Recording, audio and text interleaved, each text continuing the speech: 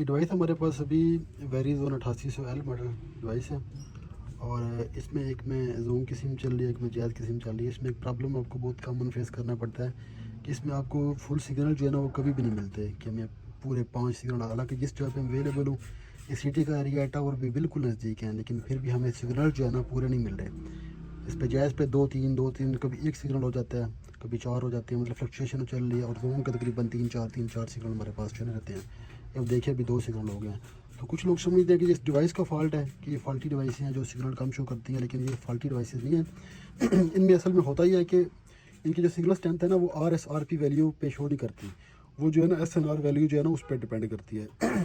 और SNR की value जो है वो बहुत फ्लक्चुएट करती है, बहुत कम ज़्यादा होती है, वो कभी भी आपको पूरी नहीं मिल सकती। इस वजह से आपको सिग्नल बहुत कम अक्सर जगह पर देखने के मिलते हैं। लेकिन आपका जो इंटरनेट है ना वो तकरीबन आपका ठीक चलता रहेगा, उसमें कोई इंटरनेट में कोई इशू नहीं आता आपको। तो यहाँ पे अबाउट जैक पैड में जाकर ना आप यहाँ से भी आप चेक कर सकते हैं इसकी सिग्नल स्ट्रेंथ जो है ना। RSRP देखें इसकी -90 91 चल रही है। SNR हमारे पास जो है ना वो तकरीबन 9 आ रहा हमारे पास इसमें ना। जहाँ माइनस में चला जाए SNR जो फिर 1 2 3 पे हो, वहाँ पे हमें एक सिग्नल दो सिग्नल एक सिग्नल दो सिग्नल इस तरह मिलते हैं। तो जोंग पे हमें SNR फिलहाल अच्छा मिल रहा है, 14 मिल रहा है। 14 पे आपको जो है ना अभी देखिए 8 हो गया। फ्लक्चुएशन हो रही है इसलिए आपको सिग्नल फ्लक्चुएशन इसमें बहुत ज़्यादा मिलती है। हालांकि हमारा RSRP वैल्यू जो है ना वो तकरीबन तकरीबन 90 के लगभग ही है, उसमें कुछ ज़्यादा फ्लक्चुएशन नहीं है। लेकिन SNR में हमें बहुत ज़्यादा फ्लक्चुएशन, बहुत ज़्यादा उतार चढ़ाव देखने में मिल रहा है। तो ये अक्सर लोग जो है ना परेशान हो जाते हैं कि यार ये डिवाइस में शायद कोई फॉल्ट है जिस वजह से हमें जो है ना सिग्नल बहुत कम मिलते हैं, लेकिन ये कोई भी फॉल्ट वगैरह नहीं है। अब ये देखिए ना इसकी भी सिग्नल स्ट्रेंथ तकरीबन 90 95 के लगभग आ रही है। लेकिन SNR जो है ना वो फ्लक्चुएशन काफ़ी ज़्यादा कर रहा है, 3 dB 6 dB, कभी 0 पे चला जाएगा, कभी -3 पे चला जाएगा। तो ये फ्लक्चुएशन की वजह से आपको सिग्नल स्ट्रेंथ बहुत कम मिलते हैं। अगर ये 10 से ऊपर होता है तो आपको सिग्नल 4 मिल जाते हैं, अगर तकरीबन 12 15 से ऊपर चला जाता है तो आपको तब जाके 5 सिग्नल मिलते हैं, जो कि प्रैक्टिकली तकरीबन मुमकिन नहीं होता कि आपको पूरे के पूरे इतना अच्छा SNR जो है ना वो हर टाइम मिले, वो भी इन पॉकेट वाईफाई डिवाइसेस पे।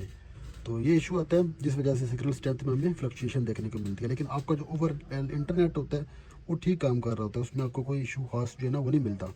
सिर्फ आप सिग्नल को देख के परेशान इस डिवाइस की वजह से मत हुआ करें।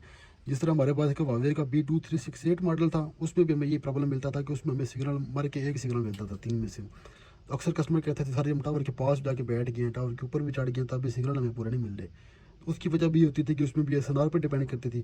हालांकि हमारे जो मोस्टली मोबाइल फ़ोन है या दूसरी नेट डिवाइसेज है ना उनकी सिग्नल स्ट्रेंथ जो है ना वो RSRP पर डिपेंड करती है। और RSRP जब -90 के लगभग जाता है तो हमें फुल सिग्नल देखने को मिलते हैं। ठीक है, लेकिन इन डिवाइसेज में चूँकि SNR पे डिपेंड करता है इसलिए हमें ये जो है ना फ़र्क देखने को मिलता है। तो इस वजह से आपने परेशान नहीं होना। आपने कोशिश करनी है डिवाइस को उस जगह पे रखना है जहाँ पे आपको SNR की वैल्यू जो है ना वो बहुत ज़्यादा मिले। ठीक है, और RSRP की वैल्यू जो है ना बहुत कम मिले आपको। -87 आ रही है तो आपने कोशिश करना है कि ये -80 पे चले जाए या -70 पे चली जाए।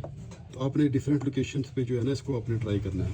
तो जितनी अच्छी RSRP जितनी कम होगी उतना अच्छा आपको जो है ना वो इंटरनेट आपको स्पीड मिलनी है। ठीक है, और SNR जो है ना ये हमारा ज़्यादा होना चाहिए। जिस जगह पे ज़्यादा है आप समझे कि ये जगह जो है ना हमारे लिए अच्छी जगह है। अब इस जगह पे हमें -83 84 RSRP मिल गया है कमरे में, तो ये जगह कंपैरेटिवली थोड़ी बेहतर है हमारे लिए। और एंटीना लगा के या किसी और जगह पे रख कर हमें यहाँ इससे भी अच्छा RSRP मिल जाए तो वो हमारे लिए और भी बेहतर होगा। जहाँ पे हमें SNR -77 dBm और SNR 20 पे मिल गया, तो ये जो हमारे लिए प्रॉब्लम सबसे बेस्ट जगह फिलहाल यही। अभी SNR हमारा 20+ जो आ रहा है 20 21, और सिग्नल इस वजह से हमारे पास जो है ना पूरे सिग्नल हो गए थे। सिग्नल हमें फुल देखने को मिल रहे हैं। SNR अच्छा होगा सिग्नल अच्छी होगा, SNR डाउन होगा सिग्नल ऑलरेडी ऑटोमेटिकली डाउन होगा। स्पीड इस टाइम हमारे पास सर्वर डाउन आ रही है काफ़ी ज़्यादा, लेकिन इन पैरामीटर के ऊपर हमें तकरीबन 20+ स्पीड जो है ना मिल रही है।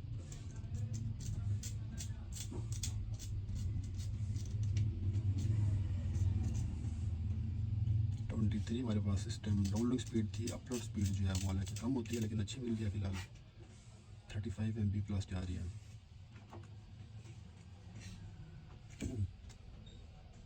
20 SNR अगर गया है तो हमारे पास यहाँ पे सिग्नल फुल चले गए हैं। अभी हमारे पास यहाँ पे इसमें 20 पे बहुत अच्छे सिग्नल मिल रहे हैं। लेकिन आमतौर पे ये आता बहुत कम है, माइनस में चला जाता है या 1 2 3 बस इतना ही इसकी जंपिंग रहती है। अभी फिर देखेंगे 13 पे आ गया हुआ है, सिग्नल भी हमारे पास यहाँ से कम हो गया। 15 क्रॉस करता है तो आई थिंक फुल सिग्नल मिलते हैं, अदरवाइज़ कम ही रहते हैं सिग्नल। एक दफ़ा और हम इसके ऊपर स्पीड टेस्ट करते हैं। अभी हमारे पास स्पीड खासी अच्छी आ रही है यहाँ पे,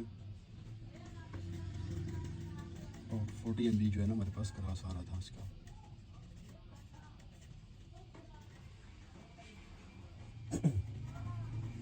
और अपलोड जो हमारे पास वो तकरीबन 30 MB प्लस आ रहे हैं। ये हमारे पास इस टाइम 4 सिग्नल है, और 13 पे हमारे पास 14 पे 4 सिग्नल।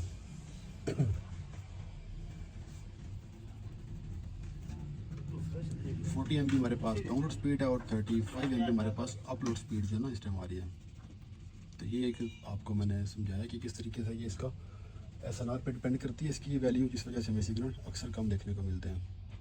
मज़ीद ऐसी इन्फॉर्मेटिव वीडियोज़ के लिए मेरे साथ रहिएगा। तब तक के लिए अल्लाह हाफिज़।